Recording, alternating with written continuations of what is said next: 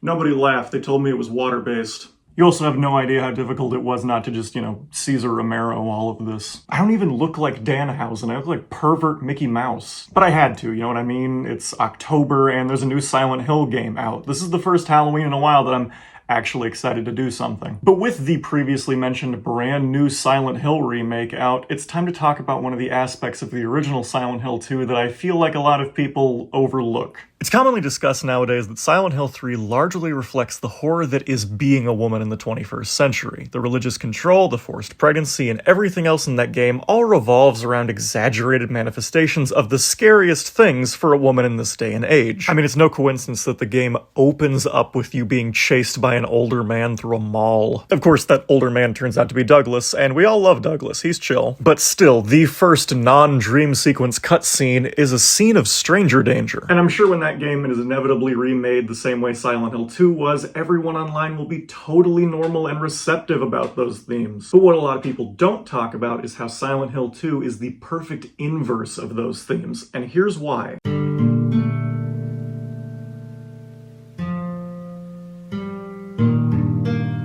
Two massive warnings. One, the content in this video is going to be super heavy, and two, this is just a personal theory. If some of this is disproven by the devs, that's fine, and I'll bite that bullet and admit that I was wrong. Also, massive spoiler warning. Silent Hill 2, as well as its remake, are games with massive plot twists, and watching a video essay on them is not the same as experiencing them. But if you truly don't care about spoilers, all you have to know is that Silent Hill 2 is a game that stars James Sunderland, a grieving and widowed husband who lost his wife Mary 3 years prior to a fatal illness. Since then, he's received a letter, seemingly from Mary, urging him to return to the small town they vacationed at years before, named Silent Hill. If you don't know it, Silent Hill is a semi-living town covered in fog that attempts to reflect the fears of anyone who enters it, but in more subtle ways. In James's case, the town seems to use several of his anxieties against him. One primary fear, I think, is that James is scared of how he's perceived. He's scared of coming off like some kind of creep, especially with women. Don't believe me? Then let's break down the other characters that James interacts with, from least to most important. Are you alone here, Eddie? Eddie Dombrowski is met by James first while exploring the Woodside apartment complex. Eddie is a rude, slobbish, greasy, and aggressive kid, and throughout the game he not only shows himself to be capable of murder, but he's also slowly growing fond of the act. He refutes this constantly, claiming that he did nothing wrong when harming a bully's pet before injuring the man, and Eddie bemoans losing the genetic lottery. Eddie is an incel, to put it frankly. So Eddie is a man that James does not know, is clearly erratic and violent, and has committed horrible crimes while actively denying his involvement in them. What does James do? Well, he doesn't try to stop Eddie in any way. At the start, he's almost more concerned for Eddie than about him, a man that James has never met, who is wandering around with a gun. This could be for several reasons. James is an extremely depressed dude. He might just not have the strength or fight in him to stop Eddie until Eddie later openly attacks him. Eddie is also one of the only two men in Silent Hill at this time, so perhaps there's some sense of camaraderie there. I'll help out this other guy because, hey, dudes gotta stick together, right? Let's put it this way. Eddie is the kind of dude who would be complaining on Twitter about Angela's new face model in the remake. The little girl? Laura, is that her name? Laura, no last name given, is a young girl that James meets at several points throughout his journey. She's carefree, fearless, and seems to know way more than she should.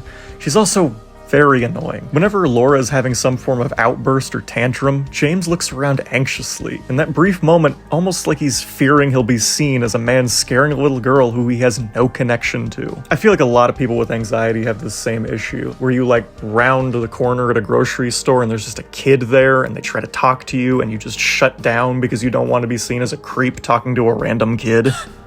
Go away! Don't be afraid, I just want to talk. She can also be seen interacting with Eddie. Again, a little girl getting into an altercation with a fully grown man that she does not know. James attempts to stay on good terms with Laura, but occasionally snaps at her in a slightly unsettling way. This is something that James has always struggled with, his anger. Laura, open this door right now. Get out of here, you brat! The big thing with Laura is that she can't see any of the dangers of Silent Hill. Almost like she's oblivious to them. Like she's innocent and doesn't know what the world has set out for her. One of the multiple endings in Silent Hill 2 focuses on James and Laura leaving the town together, accepting the facts that they've learned over the course of the game. I see this as James kind of accepting what happened, and instead of dwelling on Mary's passing, trying to amend for his actions by raising and protecting another life. And I don't think it's any coincidence that Laura looks like both Mary and James. I'm sorry. I was just... Hey, it's okay. I didn't mean to scare you. Angela Orozco is introduced in the second cutscene in the entire game. She's an anxious, frightened, and very morose woman who's entering Silent Hill in search of her mother. James introduces himself by scaring the hell out of her in a cemetery. Excuse me, Whenever James and Angela interact, she's visibly afraid. She avoids eye contact and steps back whenever James draws closer. Angela is also later revealed to be the victim of abuse from her father and brother. No, I'm not like you. Later, after an encounter with a hideous monster that represents Angela's experience with these two men, she lashes out at James. She tells him that he's clearly there for only one thing, and asks why James won't just take it from her as her father did. James is horrified by this and denies any notion of these intentions. James isn't like those other lecherous men Angela has had horrible experiences with. He's one of the good ones. Or so he'd like Angela to think. I'm not implying James is nearly as bad as her father or brother, but listen, let's keep going. Come on. You're supposed to be the big man around here. You see, James is very much one of those guys. Mary didn't die from the disease she contracted. Hell, she didn't even die 3 years ago. Mary was suffocated in her hospital bed shortly before she was to begin at-home treatment. A pillow was pressed to her face, and an ill Mary had no strength left to defend herself. The disease had warped her face beyond recognition, and James couldn't bear to look his wife in the eyes, right as she was supposed to be living with him again. James Sunderland suffocated his own wife to death after she held no appeal to him, and before he was to be burdened by her for an unknown extended amount of time. I wanted you out of the way. This was only a few days before the events of the game. Her body is still laid down in the back seat of James's car when he arrives. James had many motives for this crime. He loved Mary, and he hated to see her suffer, and hated even more to see how violently angry she was becoming. Above all else, he wanted her pain to end, and wanted her to be at peace. But James's mind was also torn. He also resented Mary. He hated the disfigured woman he sat next to and comforted for all hours of every night. His eyes would wander while waiting in the hospital during her tests and procedures. James also began drinking, heavily. It's safe to assume he was frequenting bars, and women would look across these bars to wave coyly at him. And every night, he would return to his own empty home, cold without any love to warm it, and he would curse his wife to hell and back for leaving his bed empty and for not being her beautiful self any longer. For not being there. And so, when James enters Silent Hill, a conscious town that tortures its prisoners, it gives him Maria. Maria may look like Mary, but she couldn't be more different. Maria works at a strip club, a steady supply of booze and beauty for the alcoholic and deprived James. In the words of Heather from the third game, it's a sleazy paradise. Maria is also quick-witted and seductive, born from the wish of a lonely man and designed by a town to harm the one person who she was created to be in love with. The two explore the town together, fighting off evil nurses and sentient pairs of legs, and it's up for you, the player, to determine how James reacts to Maria, whether he completely ignores her or focuses way too much on her.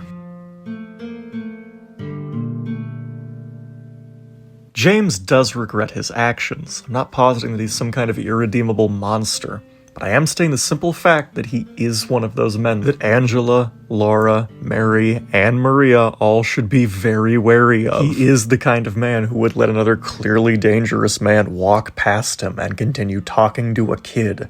He's the exact kind of person who will say he's not like the other guys and then turn around and suffocate his wife. But he does have a conscience, and that conscience has its own body, it has its own pulse, and it wears a big old pyramid on its head. If Maria exists to torture and tempt James with the memory of what Mary wasn't and his own selfish thoughts, then the red pyramid thing, later renamed Pyramid Head, exists to remind James of his own horrible actions and salvage what remains of his soul. Despite being the most outwardly evil character in the entire game, attacking Maria, fighting James, and torturing the other monsters that populate the town, Pyramid Head is, in the oddest of ways, a positive figure. It all comes back to a quote from the film Jacob's Ladder, a massive inspiration for this game. If you're frightened of dying and you're holding on, you'll see devils tearing your life away. But if you've made your peace, then the devils are really angels, freeing you from the earth. It's just a matter of how you look at it, that's all. Pyramid Head is the judge of all the sins James has accrued, born from a memory that James had of a painting in the Silent Hill Historical Society, one of an ancient executioner punishing the guilty. He exists not to harm James, but to aid him on his journey, to come to terms with what he's done. His violent and suggestive acts working as a mirror that James can gaze into and see a small fragment of himself in. He may not go as far as this monster before him, but death is death and desire is desire. Pyramid Head leaves it up to James to realize this truth, that he is guilty and that he must be punished. If James learns to value his own life, face his own sins, overcome his depression, and avoid the temptations of Maria, he can leave the town unharmed, with Laura, a daughter to raise and protect from people like himself and Eddie. A happy ending for someone who realizes they've done wrong and seeks to help in any way they can for the rest of their life. If James cannot get past his own misery, if he can't see the truth in what he did to Mary, and if he looks into Angela's knife for too long, the only protection from evil an innocent woman had, he realizes that he too is an awful person. He drives his car into Toluca Lake, entombing Mary's body as well as his own in Silent Hill forever. One last horrible act for a horrible man. It's entirely up to you, the player, to find out what kind of man James is, because you can't trust someone until you really know them. Thank you all for watching. A few folks have pledged to my Patreon, and I thank you all very greatly. It really feels like I'm starting to get the ball rolling on this next stage of my life, and don't forget to subscribe, follow me on TikTok for shorter videos, and if you're feeling generous, donate to that Patreon. Love y'all.